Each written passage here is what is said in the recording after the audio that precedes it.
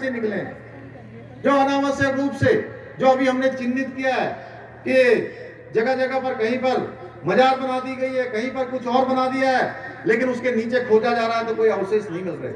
हमने कहा है कि हम किसी के खिलाफ नहीं है, लेकिन हम यहाँ जबरन रूप से कहीं पर कब्जा भी नहीं होने देंगे, कहीं पर लैंड जिहाद को भी आगे नहीं बढ़ने देंगे, क्योंकि हम कानून पर विश्वास रखने वाले हैं। हम किसी का नुकसान करने के लिए कोई काम नहीं करने वाले, लेकिन हम किसी का तुष्टीकरण भी नहीं होने देंगे।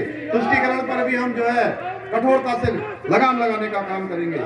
हमने इन सभी कठिन कार्यों को, लेकिन आवश्यक कार्यों को इतने कम समय में करके दिखाया है, और हम साथ में यह भी हमने तय किया है। मैं आज यहाँ से कहना चाहता हूँ कि जो आज तमाम तरह पर जो जनसंख्या में असंतुलन पैदा हो रहा है, इस पर रोक लगाने के लिए हम स्पेशल ड्राइव भी अपने प्रदेश के अंदर चलाएंगे। भाइयों बहनों, साथियों, हमारे लिए प्रदेश के हित सर्वोपरि हैं, और जब तक हमारी सरकार इस काम को पूरा नहीं कर देंगे, तब तक हम लोग चुप रहने वाले नहीं है, नहीं रुकने वाले हैं, नहीं बैठने वाले हैं।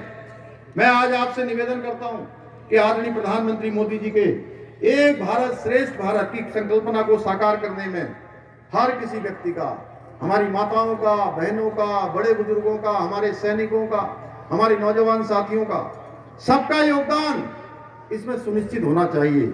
आदरणीय प्रधानमंत्री मोदी जी का उत्तराखंड से जो विशेष लगाव है, उसी के कारण से आज अनेकों योजनाएं जो 4-4 दशक से रुकी हुई योजनाएं थी, उन सभी योजनाओं को आज स्वीकृति प्राप्त हो रही है। आज एक एक करके सारी योजनाएं हमारी स्वीकृत हो रही। जैसा अभी जमरानी बांध के बारे में बताया अजय भट्ट जी ने कि जमरानी बांध अब अंतिम चरण में कैबिनेट कमेटी की संस्तुति के बाद जमरानी बांध बनने की दिशा में आगे बढ़ जाएगा, जिससे यहाँ पर पेयजल से लेकर तमाम प्रकार का सिंचाई का जो संकट है, उस समस्या का समाधान होगा। भाइयों बहनों, आदरणीय प्रधानमंत्री जी से मिल रहे मार्गदर्शन और स्नेह के लिए हम उनके आभारी हैं, और उत्तराखंड के विकास से जुड़ी प्रत्येक आकांक्षा हम सबके कानों में गूंजने चाहिए, हमारे संकल्प में आने चाहिए, हमारे आगे की भविष्य की नीतियों में आने चाहिए, हमें भविष्य के कामों में आना चाहिए। उन्होंने कहा था कि 21वीं सदी का तीसरा दशक उत्तराखंड का दशक होगा। भाइयों बहनों, 21वीं सदी का तीसरा दशक उत्तराखंड का दशक बनाने के लिए इसको चरितार्थ करना है। उत्तराखंड को देश का सर्वश्रेष्ठ राज्य बनाने के लिए हमें अपने स्तर पर यथाशक्ति प्रयास करना है। मैं आज के अवसर पर, चूंकि हमारे भट्ट जी ने और आदरणीय बंशीधर भगत जी ने यहाँ पर कुछ घोषणाओं के बारे में मुझे कहा है, मैं यहाँ पर कहना चाहता हूँ कि कालाढूंगी में अधिकांश जो परिवार हैं वो सारे के सारे सैनिक परिवार हैं, और इन सैनिक परिवारों से सैनिक परिवार, कृषक परिवार जो सदैव यहाँ से जुड़े हुए हैं, और मैं चकलवा हो, कोटाबाग हो, मुखानी हो, लामाचौड़ हो, बिठोरिया हो, सभी जगह जाता रहा हूँ। निश्चित रूप से मैं जानता हूँ यहाँ की परिस्थितियाँ जिस प्रकार की हैं, वो कोई छिपी हुई परिस्थितियाँ नहीं है। हम चाहते हैं, आदरणीय भगत जी ने काफी सारे यहाँ पर प्रयास किए हैं, काफी कामों को आगे बढ़ाया है।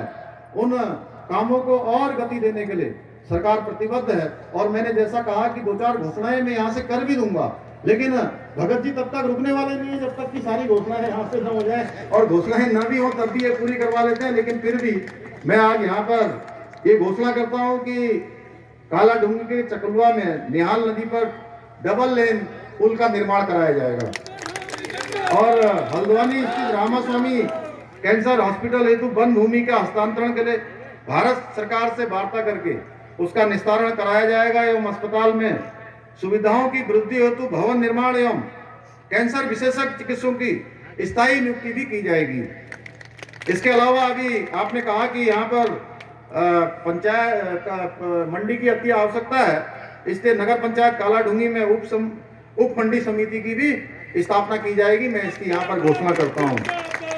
कालाढूंगी में ब्रिटिश कॉलोन फाउंड्री को पर्यटन स्थल के रूप में विकसित करने हेतु उसका सौंदर्यीकरण एवं मुख्य मार्ग तक नहर कवर सड़क निर्माण का कार्य भी किया जाएगा। विकासखंड कोटाबाग के ग्राम धमोला में लदवागाड़ झरने को पर्यटन स्थल के रूप में विकसित किया जाएगा एवं सड़क का निर्माण किया जाएगा।